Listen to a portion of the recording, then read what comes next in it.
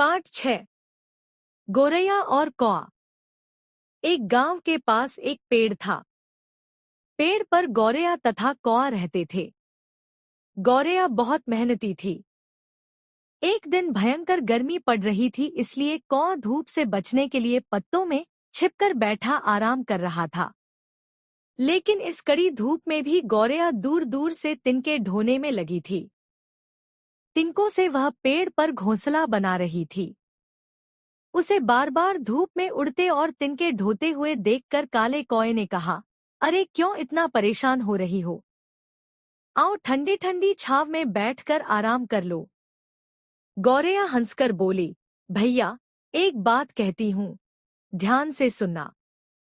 कौए ने आगे बढ़कर कहा, हाँ हाँ बताइए, क्या बात है? गौरैया ने कहा, इस संसार में सबको हंसना और रोना पड़ता है।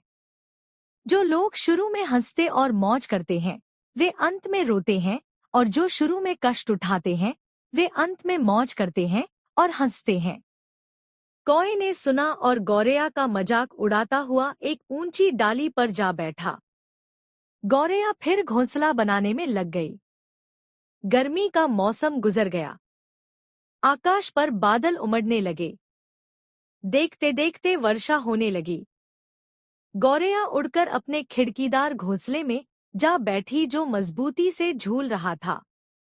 कौआ वर्षा और हवा में बेचैन होकर कभी पत्तों में छिपने की कोशिश करता तो कभी इधर-उधर उड़ रहा था।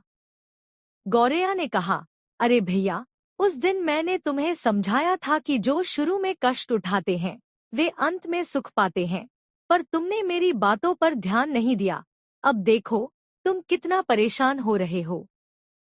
अब कौए को गौरैया की बातों का सार समझ में आया। उसने पछताते हुए गौरैया से अपने व्यवहार के लिए क्षमा मांगी और दुखी मन से उड़कर वहां से चला गया। संदेश: हमें उचित समय पर अपना काम कर